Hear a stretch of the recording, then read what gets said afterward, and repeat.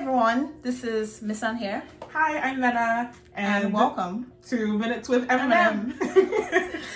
Eventually, we did that. For those of you first watching this video, we actually started off an episode on as a podcast, but we wanted to do YouTube as well. And this channel would be mostly about TV, everything TV, our thoughts, and just us rambling, honestly. Today we want to talk about a show we both really like, and the show is called Little Fires Everywhere. Before we dive into the topics we have, let's talk a little bit about the show. So for those who haven't watched the show, Little Fires Everywhere is a TV show based on a book. The show follows two lead characters who are both mothers, and we see how they navigate their lives and the relationships they have and the people that they meet along the way. The main difference is one is rich and white and one is poor and black, and we see how that affects their very similar yet different realities. These two mothers are played by fantastic actresses. So the black mother, called Mia, she is played by Kerry Washington, and then the white mother, Elena, she's played by Reese Witherspoon, who I love so much.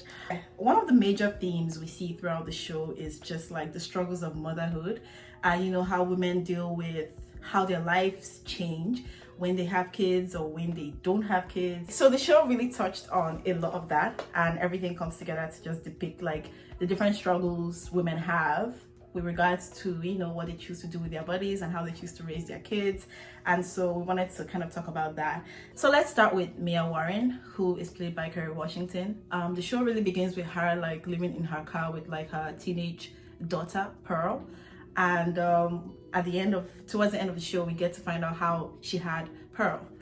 So this had to do with surrogacy. Growing up, she really wanted to go to art school, and she needed money to go there, and her parents weren't supportive of her like going to art school, so she really needed money, and that is how she got into the situation where middle class. I mean, honestly, they were rich. Their house was big. In those niggas. days, what year was that? 90, 80 something. No, but they had money. Their house was fancy. Okay. Also, they were basically doing, but you know what? They didn't do IVF. They were literally just inseminating her. So I guess technically that didn't cost any money, but that house was nice. Okay, so a very rich black family reached out to this teenage girl on the subway. First of all, he stalked her. Imagine being stalked by a man and then finding out that she was being stalked by this man. And when she turned around to scream or to like spray him with pepper spray, he goes, "Oh, I'm so sorry to have startled you. You know, like you just look so much like my wife, and so we need you to have a baby." Yeah. Anyway, she was very desperate, and they offered her $12,000. This role was played by Jackson Williams, and when you're light skinned, you feel like you can just get away with anything, you know. How do you do that? How do you approach a teenage girl and it's like, "Oh, I want to pay you $12,000 to have my child because me and my wife can't have children." But yeah, that's how it starts, and she later agrees because she's in a desperate situation. And when she has the child, she runs away with the child, leaving the family kind of stranded. They literally have no legal rights, you know, in this situation. I mean, they have nothing. He probably has legal rights because he's the biological dad, but the mom doesn't. Yeah, that's true. But I will say, like, that's kind of like this beginning of, I think Mia's perfect for two ends of like being a mother. So her storyline is both kind of the infertility storyline with Jackson. Oh, I was about to call him Jackson Avery. Jesse Williams. Jesse Williams' wife's character. I'm so sorry, I don't know her name. I feel like, oh, you really stood here and acted and I don't remember your character's name. But she and her husband want to have a baby. They can't have a baby, and they choose to find a teenager to impregnate. And I just want to point out a couple of things here. So in this scenario, Jesse is fertile because they use his sperm, and it does end up with a healthy pregnancy. So again, I think this really feeds into our theme of motherhood, because the person who individually in the couple is dealing with infertility is the woman. So they look for a girl who looks like her. That was the reason he approaches Mia. They're still trying to have a relationship, even though this child's not going to be biologically related to her. They're looking for someone who can give them a child that looks like them.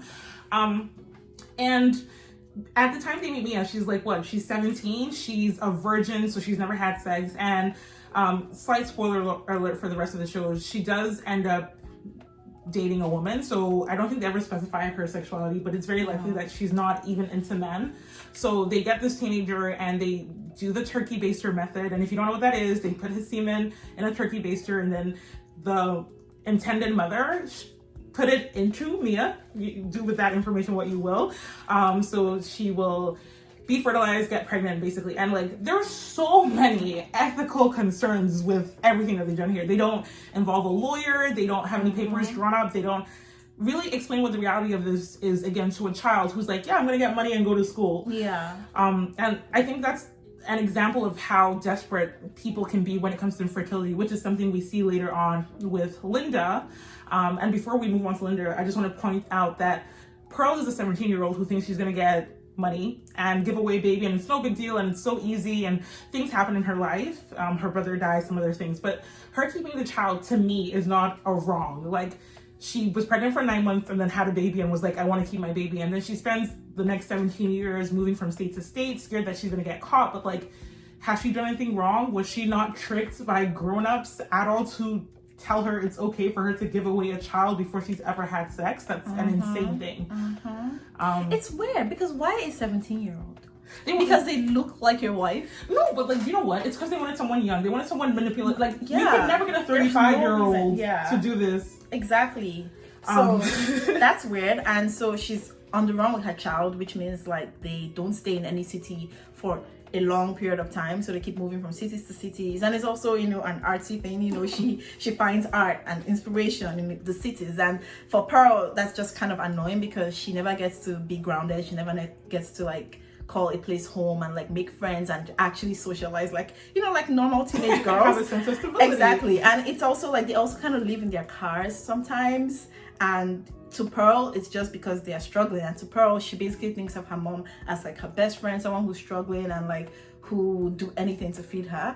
And then, you know, spoiler alert, I mean, at this point it's just all spoilers, but we later find out that, you know, she is living in poverty by choice because she is a big artist and she has like really good paintings that she can sell whenever she feels like the cause is right.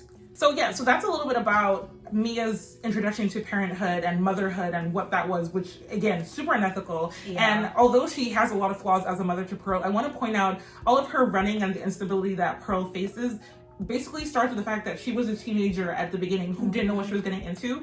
Realistically speaking, she didn't actually have to run for 17 years. Like, she would have rights to that child. There was no legal paperwork, and she's biologically the mother of a child she wants to raise. She probably would have had to have a custody kind of division between her and Jesse's character. Potentially, they probably could have gone a bit more because they did have money to win a court case. But at the after 17 years, they're not going to take your child away from you. But she doesn't even know that. She's still living with all this fear and panic that she's going to get caught, which doesn't justify all of her parenting choices. But again, is why you shouldn't approach a 17-year-old and go, hey, have my baby for me. But looping back to infertility, which is what puts Mia in this situation, we have another character on the show named Linda, who is, I guess, quote unquote, best friends with Elena, but like best friends in the way where you hate your best friend, so maybe frenemy, but that's not even the point. So as I mentioned, Linda is Elena's best friend, and that's how we're introduced to her as a character.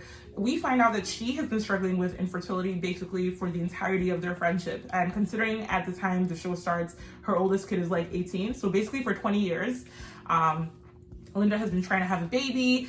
We actually get to see a little clip of her and her husband in a hospital room, operation room a while ago, where it seems like she's lost a pregnancy. So they've had multiple losses. They've been trying to get pregnant. It's something that didn't happen. And at the time that we meet her, she has adopted a baby called Mirabelle. Okay. And throughout the entire story of the show, which includes side characters that we'll talk about a little bit, we learn about the birth mother of the baby she's adopted, and we see the lengths that she's willing to go to keep this baby that she feels that she has earned with her years of infertility. Miss Anne brought up that Elena also has 4 kids, which they're the main characters of the show. But part of that, her having those 4 kids, is that we see an interesting dynamic between Elena and Linda, where Linda is like, not ridiculously, emotions are complex, life is difficult, but she's extremely jealous of Elena's life and the fact that she has these 4 healthy children that she kind of takes for granted. We see kind of a flashback at a point where they're having dinner together and they're drinking, and Elena doesn't have anything to drink, and then she goes to throw up, and Linda like has a mini breakdown at the table. She's like, not again! Like, not again! You're pregnant again! She is a fertile myrtle. She keeps getting babies. She keeps catching the sperm. We don't know how. We don't know why. Yeah, and it's just interesting. Like, I know infertility is such a sensitive topic for a lot of women, but I just can't wrap my head around like the lengths women go to sometimes to get to just have a baby, because the entire saga, and we will talk about like the court case and everything like later on in the show, but like the entire saga just made me feel like you would actually think she gave birth to this baby. You found this baby outside a fire station, and now like you just gave her a different name, like, and fair enough, like, I mean, that's really how a lot of adoptions in those days actually even in these days, even in these days, like, you just find a baby and you're like, oh, cute baby, we've always wanted, you know, God has finally sent us this baby. But like at the end of the day, it's like rich white people just taking what they can. No, but you're right. And the thing is,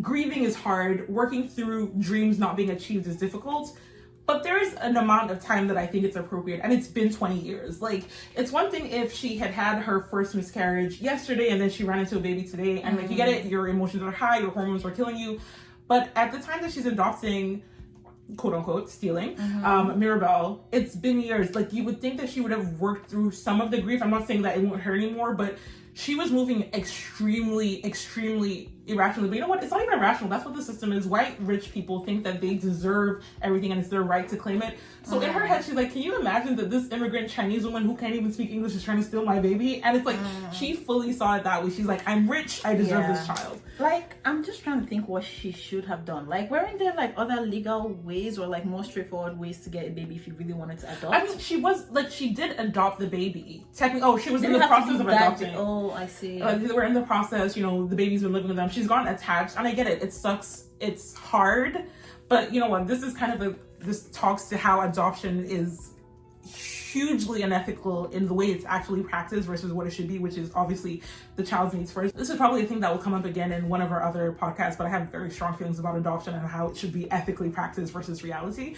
But Linda was just struggling, and I think she should have gone help. I think she should have gone therapy. I know it was the 80s, and I know a lot of places at that time would have reaffirmed her belief that being a mother would have completed her and it was the most important thing. But we need to stop pushing that message, because her whole thing is that I need to have a child by any means possible. And like, girl, but yeah, she was mad desperate. It was not fun. It was super unethical. Her best friend was out here trying to bribe people. And that brings us to Bibi. She is actually the biological mother of Mei Lin. That's her name, by the way, Mei Lin. I've been saying Maribel for like clarity, but her baby's name is Mei Lin. But go ahead. Yeah, and in the show, we see how she struggled to take care of her child because she was basically earning pennies, and she just couldn't even feed this child. And like, it was a desperate situation that led her to ultimately leave the child like at the fire station. And this just shows how hard it is to just have a child as an immigrant in like that kind of society with like little to no help, capitalism, everything working against you. And so it's just interesting to see like the dynamic between of the two sides, really. You know, like Mia was really fully on Bibi's side, and Elena was fully on Linda's side. You know, that's my best friend, she deserves this baby. Even years later, they still maintain the fact that she wasn't a good mother. They were shaming her. They said that she shouldn't have left the child there.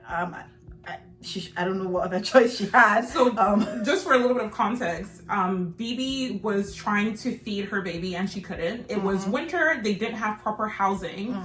So Bibi goes to the store to buy some formula, and I think she's something like 17 cents short or something. It's like a tiny amount, and the store owner won't give her the money, won't give her the formula without the full pay. So she's freaking out. Her baby hasn't eaten, won't stop crying. Her baby's literally freezing to death. And I want to point, like, so is Bibi. Like, I think sometimes we focus on like what was going on with Mei Ling, but Mei Ling also hadn't eaten, is also in the cold, is tired, and she's 2 months postpartum at this point. So she's out of her freaking mind. This is not a woman who's rational, altogether knowing exactly what the best path of action is. So she leaves her baby in front of a fire station because that's a safe haven. If you drop your baby there, it'll be taken care of. She also, like, after she does that, she like passes out and wakes up in a hospital. Yeah. She passes out, wakes up in a hospital, and the first thing she does is kind of ask for her baby. So literally after a little bit of time with electrolytes and a place to sleep on, her first thought is, I want my baby back. And I think that's so important, because it wasn't like she waited 6 months and was like, oh, you know what, I changed my mind. She immediately regrets the decision that she made out of desperation to save her child's life. And if that's not being a good mother, then I don't know what is. Bruh. So that's what happens there. That's how she loses custody of her child. And another thing, this was in the 90s. So there is no internet for her to Google, has anyone found a baby? Like, English is her second language. Like, she has no support. She does not know where her child is. So she spends the next year and a half basically being a depressed mess who cries all the time because she's missing her child. And that's how she eventually finds out the location of her child, which is a whole other thing. But basically, this woman wants nothing more than to be a mother to her own child. And I don't think they touch it in the TV show, but in the books, the reason she's a single mom is also because her boyfriend was abusive and kind of left her. So she's like struggling on so many different fronts. And none of them are, I don't want this child, I don't love this child, I don't want what's best for this child. It's, I've been put in a situation out of my control and I'm trying to do what's best.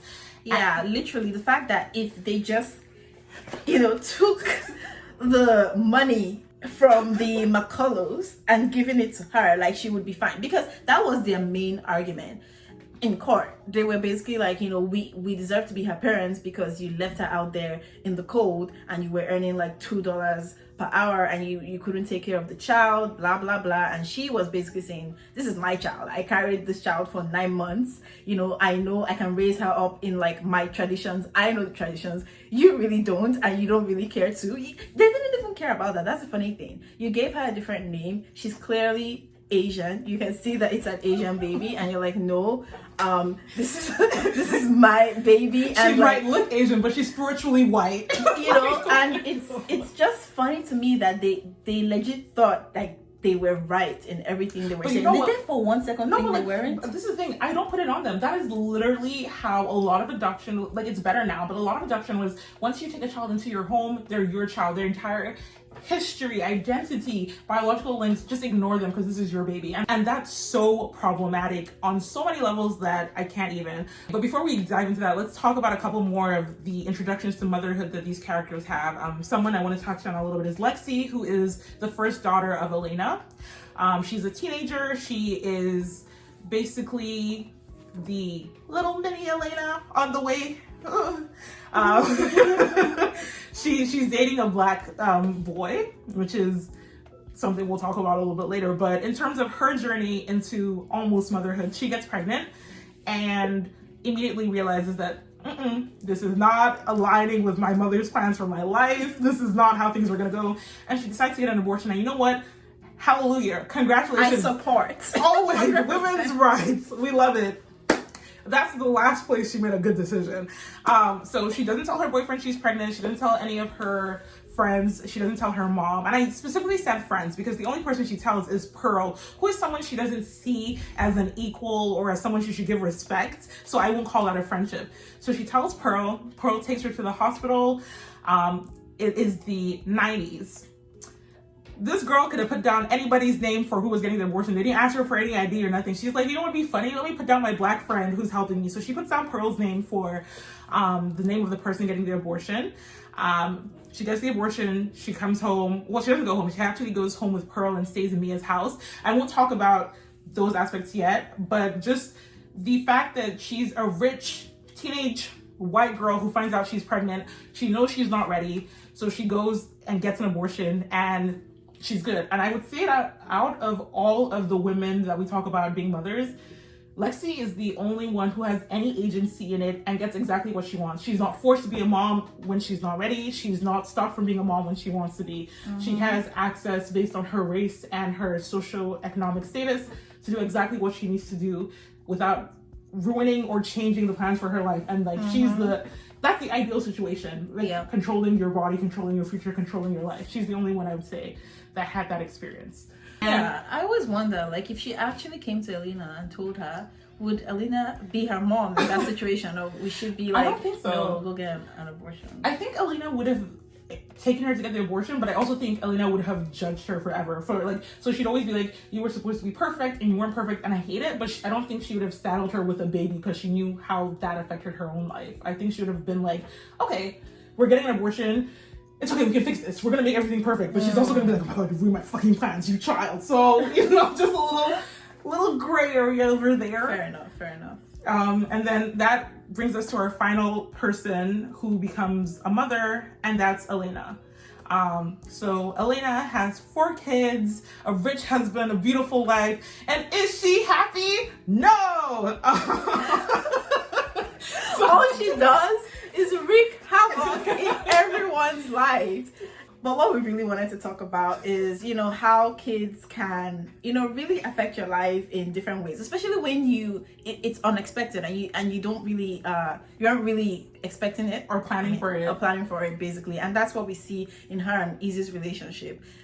It just shows that there's so much friction there, and there's so much regret in Elena's life that she just puts her children through so much suffering. I mean, in her own way, she cares. In her own way, she's trying to be this like picture perfect mom with a picture perfect family and all of that stuff. But what she fails to understand is like, your children aren't you, and they're not supposed to be reflections of you. So she really doesn't let these kids be themselves or like just be normal. No, you're totally right. And that's, again, I think starts from how she becomes a mom. She has all these dreams about how she's going to be this journalist that breaks stories and changes the world and all these things that she wants to do. Then she meets Bill and can't stop getting pregnant. I don't know if she's, again, like I said earlier, the most fertile person who has ever lived. I don't know if Bill has super sperm, who knows? But she keeps getting knocked up. And we see a little bit of that in the flashbacks where like she comes back to work after maternity leave and she's already behind, the people that she's worked with have already done these things. People are getting promoted, people are moving forward, and she's just stagnant / falling backwards because she's having a baby. And then we see that is just amplified by 1,000 when she gets pregnant for the 4th time. So I guess the first time she was probably a little bit upset, but she was like, you know what, it's okay, it's fine, I love my husband. The second time she's like, okay, fine, 2 kids is great. And by 3 she's like, okay, fine, this won't happen again. But by the time she's pregnant with Izzy, she's just not happy. And we see her kind of talk about it with her mom a little bit, and she infers, she's like, oh, maybe, maybe I could get an abortion. She doesn't say it like that, of course, but her mom is just like, no, we don't do that. And she even brings it up to her mom. She talks about how, her mom fought for reproductive rights for women, and her mom's like, yeah, I did that for other people. People like us, we don't do that. Mm-mm. And it's crazy because I was just thinking about how hard it must have been, because we still face these struggles even in 2022.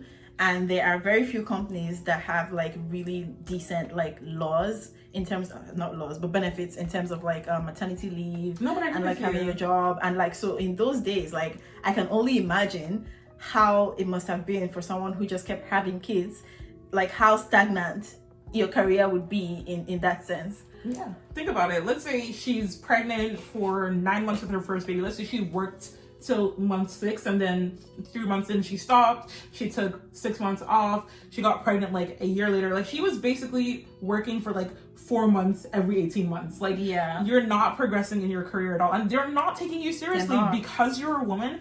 But also, you don't even need this job, which isn't a bad thing, but they know that your husband can take care of you. They know that your husband is providing. So like, this job is like a fun hobby for you. They don't know that this is your passion. This is the thing that wakes you up in the morning, not your 4 kids who are crying and annoying. Mm-hmm. And can we talk about how, and I hate this thing so much, I don't know who to blame, society or TV shows or whatever, but I just hate how the husband was basically just like a figurehead in the situation. Like, I hate how it's so easy for men to remove themselves from actually feeling like all of the I don't know the words, the brunt of parenthood. Yeah, the brunt of parenthood, because he was just there. Like, even when she and Izzy butted heads, he would just come in and be like, you people are causing drama, so please stop. Like zero parenting ever. He was just like, Elena, stop, Izzy, stop, I'm off to work, and that was how it was throughout. And even like with the 4th baby, like you can clearly see that your wife is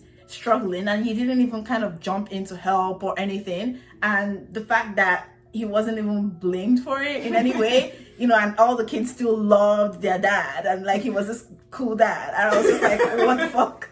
No, but you're right. How did that happen? Because Elena, I think, struggled with every child, but particularly with Izzy, not just the pregnancy and wanting a child, which she didn't, but she had full-on postpartum depression. My girl was down bad. She was holding the baby, sitting down, crying and thinking, Jesus, take me now. And Bill was like, okay, honey, you look great. Bye. Off to work. It's so awful, and she really didn't have anyone she could lean on. She couldn't lean on her mom, who was like, "This is your job as a woman." Friend. She couldn't lean on her best friend, who was dealing with infertility. At least you have a child. She couldn't me to complain. How dare you? She couldn't lean on her husband, who's like, "Well, we have 4 kids. I need to go to work. You're a woman. Deal with it." Like, she was all alone. And again, when explaining the background on Mia and Elena specifically and why they are the way they are, it's not really a justification. It's more of an explanation. Like, Izzy didn't deserve to have a mom who basically hates her, but Elena didn't deserve to be in a situation where she was having a baby she didn't want and then had no support. It's just a shitty situation all around. And again, that really just falls into what we're talking about, how motherhood is so impactful to the way that women's lives are just forever changed by having a baby, by not having a baby, by having power over their reproductive choices or not. All these things just affect their future relationships and the way they view themselves and the lives that they live and their careers. Because we talk about Mia being an artist a little bit, and she gets to be wild and free, and she takes all these photographs. But like Miss Anne said, like, that meant that she was moving from state to state with her child who had no sense of stability. Like, is that good? It's like, it could have been worse. Mia was loved and knew that she had an adult who was looking out for her, but all she wanted was a room that was hers. Like, and sometimes kids are ridiculous. Don't get me wrong. Pearl. Sometimes she was on my last nerve, but at the end of the day, she had some right to feel a type of way. She had no information about who her father was, why they were always moving. Does she have grandparents? Like, just zero context. And because Mia's dealing with her own trauma, she's really not putting her child first in the way that she should be. And that doesn't make her a bad mother altogether, because in other ways, she's fully looking out for her child when dealing with racism and like injustice. It's just in this one particular way, she fell flat. And I think when Miss Anne talks about Elena in a similar way, where she loves her kids, she just doesn't know how to see them as things separate from her, because she's trying to not replicate the issues that she had and give them, quote unquote, the best life ever. But she is screaming at Izzy about wearing Keds. Like, she's basically also trying to make peace with the way her life is right now based on the choices that she had made, and she's trying to convince herself that she's happy. But when the kids do something that's not in line with her perfect fairy tale story, she like freaks out, because she's like, no, I'm a good wife, I'm a good husband, I'm sorry, I have a good husband, I have good kids, what the fuck are you telling me? Because that's what she tells herself when she sleeps at night, when she's like, why am I not working at the New York Times? No, but you have a beautiful family, and you have, like, it's that's basically it. No, absolutely. And I think her conflicting feelings about being a mother show themselves in very different ways. So for example, her interactions with Linda, I think, are a great example of that, where it's like, she feels guilty because she knows Linda wants a baby, but she has all these kids that she doesn't necessarily want. And it's like, part of that is why she overcompensates so hard during the trial. Like, she's asking Bill to represent them. She's blackmailing Mia. She's going to BB and offering her money. Like, she's going so hard because she feels bad about the things she has in her life that she doesn't want, that her best friend wants. And it's like, you're not making anything better. What you do need is therapy for all the feelings you have inside you. Like, she goes all the way to New York and almost has an affair, and she's like, this is okay. Girl, this is not okay. You are not okay. Go home to your children. So, oh my God. I think having Elena and Mia as main characters is a really, really good character study on like how decisions that are kind of out of your control and things that happen to you just kind of turn you into maybe a person you wouldn't want to be. Because the big thing for Mia is also like, her parents are so controlling and judgy, and she doesn't want to be that for Pearl, but in other ways she's controlling. And even if she's right, e.g. not wanting Pearl to be around this almost white supremacist family, like, she's not wrong for that, but like, she doesn't know how to convey that information to Pearl because she hasn't giving Pearl the sense of security she needs to believe that her mom is looking out for her best interest. Exactly. So the two of them are really different in how they became mothers. You have Elena that's, from the outside has the perfect life, great husband, great kids, should be super happy with how everything is going. And then you have Mia, who's a single mom who lives in a car and drives from place to place, who should, quote unquote, be super unhappy with how her life went.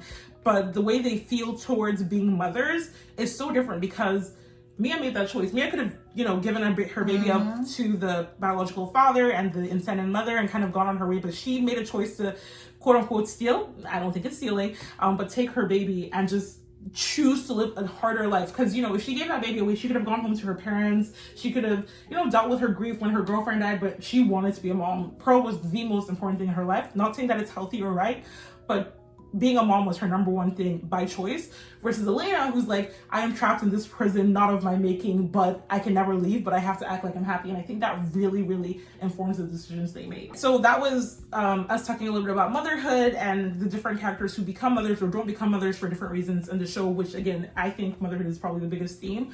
But we also wanted to talk about race and socioeconomic class, and how that again is a huge theme and affects everyone in the show in different varying levels. Obviously, we're going to start with race. We've already talked about that quite a bit, and it's the first main thing you notice when meeting Elena and Mia, because you can't always tell if someone is rich or if someone is poor, but you can tell if someone is Black and if they're white. So let's dive right into it. So as we've mentioned before, Elena sees Mia and Pearl in a car, and she automatically assumes, you know, they're homeless, they're struggling, they're poor. And so she just so happened to have this house that she rents for like $300, which is like really cheap for, you know, the size of the house.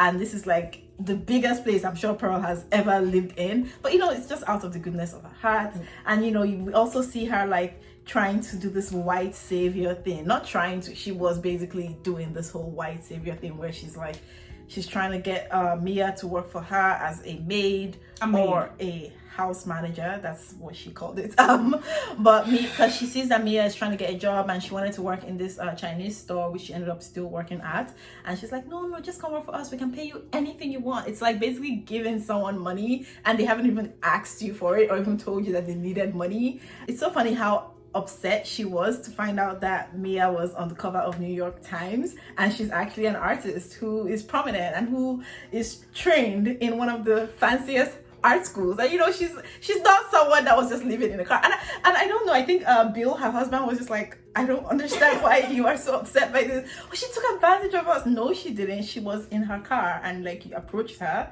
And you know, like it's just very weird. That's actually a good, like, so when looking at race on the show, I think it's like something that they do really well is kind of like they show how covert racism can be. So if you ask Elena, she's like, I am not a racist. I'm a good person. I voted for, I'm sure she's right now one of those people who's like, I voted for Obama. But she talked about, you know, how hip and cool she was. And there are certain storylines or sentences she makes throughout the show where she thinks like she's progressive. I wouldn't say liberal because they give really strong like Republican vibes, but definitely progressive. But it shows itself in so many little ways, even things like, so Lexi's boyfriend is Black, which we mentioned. So Lexi has a Black boyfriend who very much knows that he's Black, you know, and he also knows that his girlfriend has a family who is how do I put this who doesn't see color. And that's the best way I can put it. And he tries to distance himself from, you know, interacting with them, and rightfully so. But every now and then Lexi like drags him over like to kind of have dinner, and you can just tell from their conversations like she is the kind of person that would be like, oh my god, you're so tall, you should play basketball, or like something weird like that. And so when Pearl started hanging out with the family, she makes this comment where she's like, oh my god, you guys would have so much in common. And I'm just like, how do you know? That's actually a good example. So like when Elena makes that comment, Pearl doesn't say anything, and like Lexi's boyfriend kind of makes a snotty remark that, oh, like, you know, we like Black things, and Pearl is like, oh, like, why would you say something? Because Pearl is so desperate to be part of this family. But like Lexi's boyfriend is very aware of the regular microaggressions that happen at this family's dinner table and how Elena really thinks. Because even when they break up, when Lexi and her boyfriend break up, like Elena kind of makes a comment about like, well, you know, you weren't going to end up with him anyway, so why are you so upset? And I totally forgot about that. It's kind of when, you know, she's recovering from the miscarriage as well. But like, Elena's just happy that her daughter isn't going to have a permanent Black boyfriend, like, and go into college with that. And it's those little things, and I say little in comparison to like shooting someone for being Black. It's not a little thing because you're raising your kids with this mindset. And I really like the addition of Lexi's boyfriend, because even when Lexi does microaggressions, for example, stealing Pearl's paper, he's really upset. He's like, you can't steal a story about racism, and she cannot comprehend why what she's done is bad. And I think it's really good for us to have a character other than Mia who's Black that's going there's something not right about this family, because Mia's flawed and Mia has her own hang-ups, so it can be easy to kind of be like, oh, maybe this is just Mia. But if a young, basically child, because at the end of the day, he's a teenager, if he's going, I don't feel safe and comfortable with these white people, they make me feel a type of way for being black, you know it's something that should be interrogated a bit more. Yeah, and it also shows basically how Lexi thinks and just how the entire family thinks, because they start to talk about things like diversity quotas and how like you can't even rightfully get into university anymore, you have to have some sort of struggle story, which led her to actually stealing someone else's Pearl's experiences, and that's how she ended up getting into Yale or Harvard or one of these schools. And it's so funny that she really thinks that that is the only way, and it's interesting how she couldn't just think of an original story about her own experience. Even if you believe that you have to write about your struggles, that just means that you have no struggles to write about. And the fact that she can't even like appreciate that or even appreciate that is insane to me. Like, that is absolutely crazy to me. She's like, no, I have to steal this. Like, she really thought that that was the only way. And I don't know, I think she was a bright kid in school. Yeah, like she had good grades and everything, so all you had to do was to write. Like, you could have written about like your struggles with your mom, or like, I don't know, struggles with being like the No, but you know what? Anything. It's part of racist rhetoric that minorities and people of different backgrounds have preferential treatment, and like, oh, because they're black they get treated better, because they're women they get treated better. And because that's a little bit of what Elena and Bill believe, and they bring it into the household, Lexi's like taking all this stuff, and she's like, oh yeah, like people who are different from me, who aren't rich and who aren't white, have harder lives, but it gives them better rewards, so I have to try and take a little bit of it. Like, that is crazy. You already have everything, and you want to take a little bit from someone who has less than you. That is insane. That's insane to me. Like, and it's just funny, because out of like, considering what she does later with putting Pearl's name down for the abortion, somehow stealing the essay suddenly isn't that bad, because she's put Pearl's, like, I mean, again, things weren't digitized then, to God be the absolute glory, but like, all it takes is someone finding that like piece of paper and genuinely believing that Pearl, this new black girl who has moved from city to city, that has no father figure and is probably promiscuous, has gone pregnant and had an abortion. And again, to be very clear, there's nothing wrong with an abortion. We're very supportive of that, and there shouldn't be any stigma attached to it. Unfortunately, there is, especially in the 90s, especially if you're a teenager being raised by a single mom. Especially if you are black. Exactly. So like, doing like, that was something that could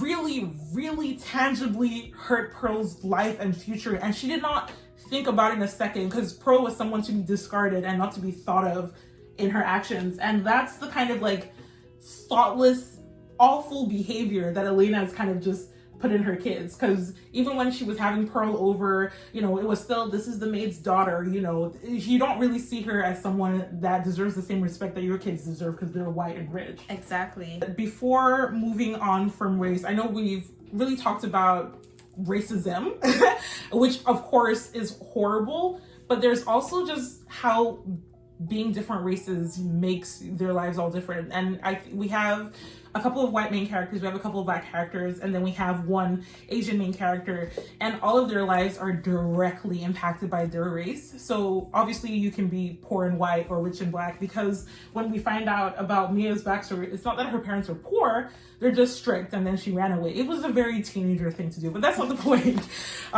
She has black parents who are not supportive of her liberal dreams, which is okay. It is what it is. They don't want to send you to art school. Don't think you need to run away, but that's fine. But they also have very different cultural expectations, although not that different, because something as simple as Mia's parents not wanting her to go to her brother's funeral because she's black, I could easily see Elena's mom doing that kind of thing. Like, if like, there are similarities that are based on how you perceive the people who are lesser than you, and being an unwed pregnant teenager is something shameful both to the black community and the white community in this sense. But then there are other things that, like, just how Mia's perceived. People see her and assume that maybe she's not that talented, or she's not that smart, or the reason she's struggling is because she did dumb things, or even there are assumptions about how she's pregnant. Like, everyone just assumes she got knocked up and abandoned, but she fully consensually agreed to be a surrogate. Should she have? No, but that's not what people think when they see her. And again, we see that with Bibi, who a big part of the reason that they don't want her to have a baby is absolutely the fact that she has no money, but also because she's Asian and speaks broken English. And you see that with how Linda treats her adopted child, who she tries to whitewash from the beginning. She changes her name to Mirabelle. She doesn't know which Asian country she's from and is just throwing everything at the board when celebrating her. She doesn't respect her Asian background or heritage. Yeah. And she just thinks, white is best. And if I raise this little Asian baby like she's white, everything will be okay. No, she's going to have a lot of internalized shit she's going to have to deal with. So they don't care about that. Oh, no. They have their shiny little baby and that's all. You're absolutely right. She gets to be like, I'm a mom, so it doesn't matter how you ruin this child. But, like, race is such a huge thing. And it's just, even when it's not implicitly mentioned or someone isn't necessarily sending you away because of your skin color, the way these characters' lives are lived are entirely based on their race. And I think we can even see that slightly with Jesse's character and his wife, where it's like they just went to get a surrogate, which they shouldn't have done, but they didn't even seem to bother with adoption. And that's the thing, like, if you're a rich white family, you're more likely to adopt a baby than if you're a rich black family. Because it wasn't like Jesse's character didn't have money. They just figured it would be easier to grow a baby than to adopt one, versus the McCulloughs, where they're like, yeah, we're just going to steal a baby, call it ours, and the judge is going to rule in our favor, which is exactly what that's what happened. So it's really, really frustrating to see how, I mean, things are better now. We're 20 years on. Things are slightly better. Slightly. Yeah. But it's really frustrating that, like, there's no recourse for the way that people assume your life is going to be or should be because of your race is affecting your actual real life.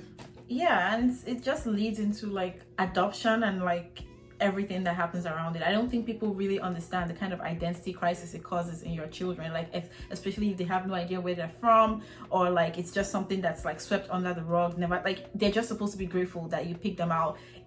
Without us, you would have frozen to death or something, and that's just, like, what your entire life is. And they get very, like, I wouldn't say hurt when, like, they find out that the child has been, like, googling and trying to find who their real parent is, and you're like, and they is a generalized term. Obviously there are some great adoptive parents right there, but there are a lot of people who act like they own their children. And you know what, it's not just adoptive parents, because biological parents do it too. I just think with adoptive parents there's an additional layer of fear that you can, quote unquote, lose your child with the fact that they have other parents. And that's understandable. Like, the fear is understandable. But the fear needs to be worked on. Like, it's on the adoptive parents to deal with their shit, and not for the adopted child to grow up with all this baggage because your parents didn't deal with it.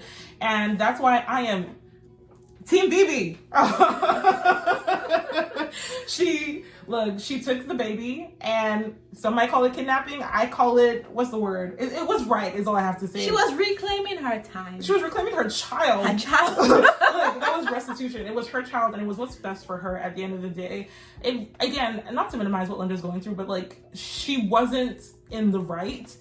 And if BB was white, or if she was wealthier, if either of those things were different, she would have gotten her baby back. And it sucks that she didn't, because she was a poor immigrant. And I like that the show kind of highlighted that. But yeah, the race aspect it just shows itself in different things. Even when Pearl is trying to get into a math class, advanced math, because she's really smart, and the school counselor is kind of like, we're going to keep you at your level, because she just assumes that she's dumb because she's moved from school to school and she's black. And it takes a white woman, Elena, stepping in for Pearl to get access to the education that she needs. But it's like, why should a child have to fight that hard to get access to better education? It's just such garbage. Yeah, and can we talk about Pearl and Elena's relationship? Because I found that very interesting. I wasn't sure if it was because of the way she grew up or the way she lived, and, like, all the things that she lacked, that she was so drawn to Elena as opposed to her mom, because it became a thing where, like, she kept leaning towards Elena for everything that her mom lacked, or, like, that she thought that her mom lacked, basically. And she's like, oh, why can't you just be more like Elena? She lets me have all these things, and she's so nice. And Elena loved it. She ate that shit up so much. She was just like, yes, can we switch? You have Izzy, I have Pearl. But you know what, I get it though. Like, I don't get it like I condone it, but to Elena, through her screwed up eyes, Izzy has been fucking with me since the day she was conceived since the day she was conceived.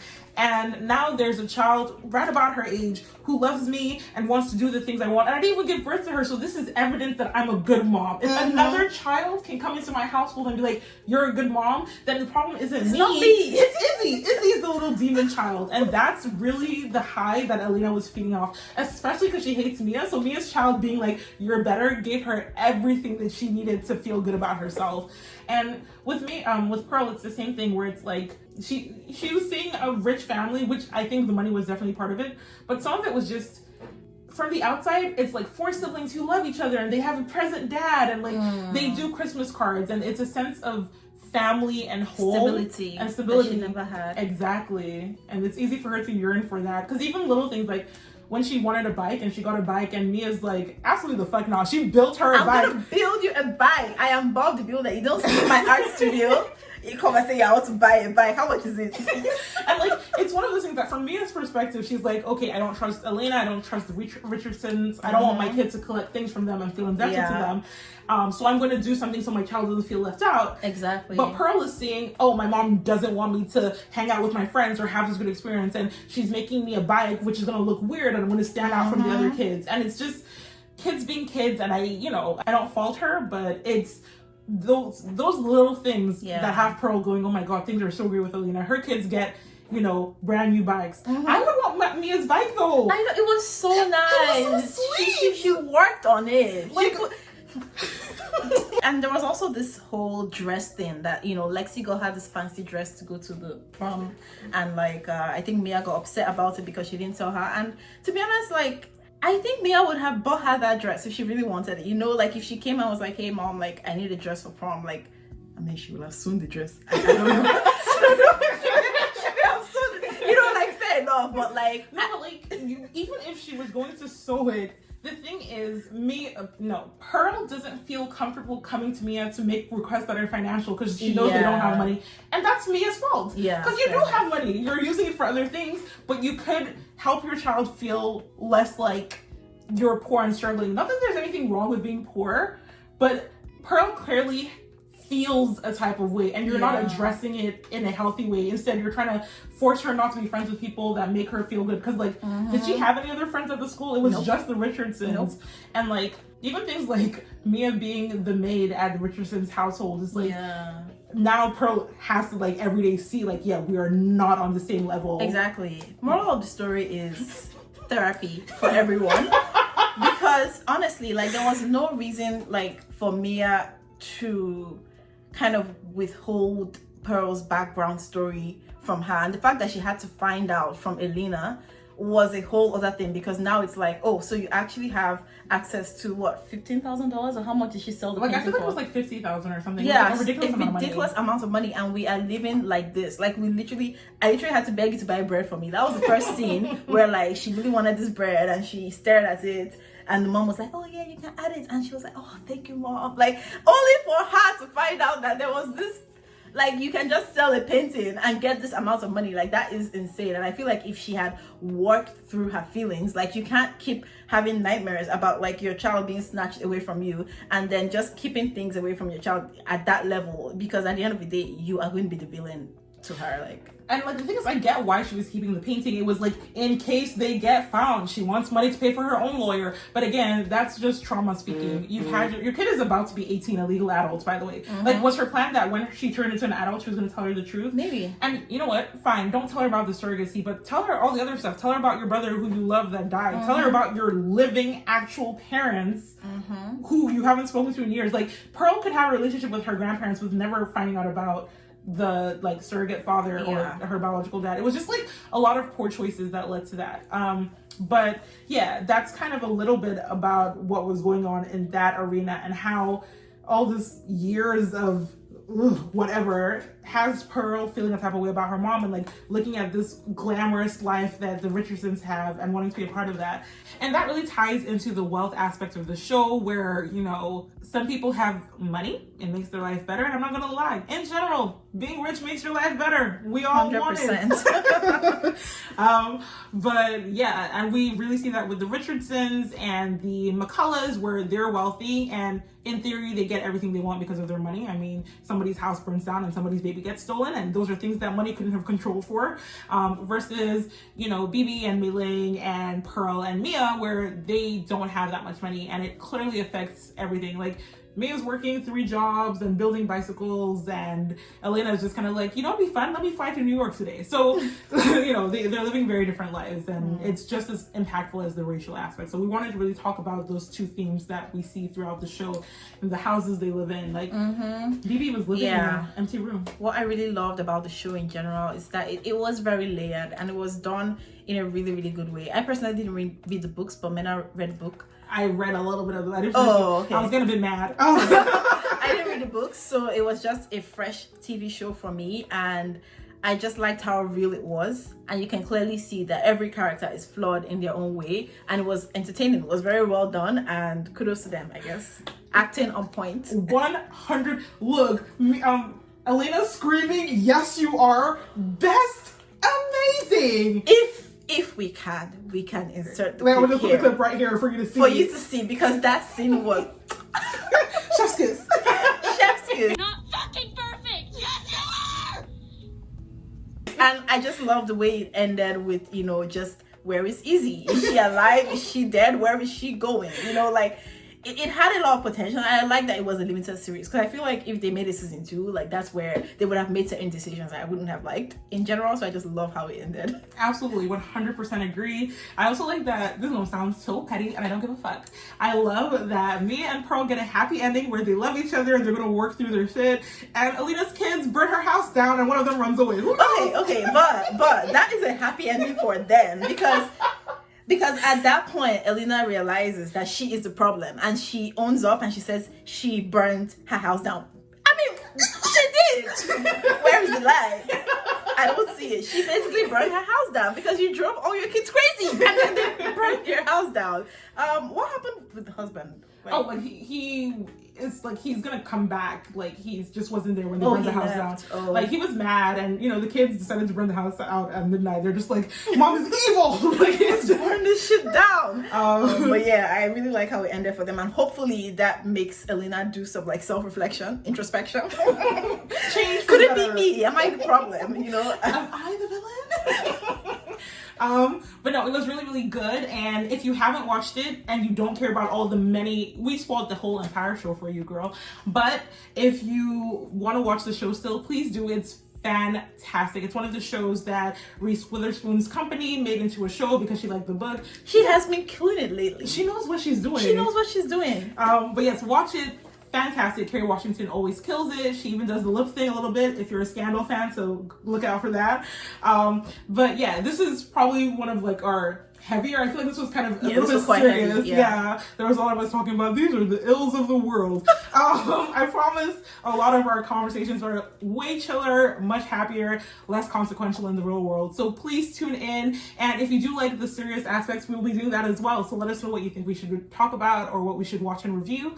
But, yeah, and thank you for listening. Yeah, thank you.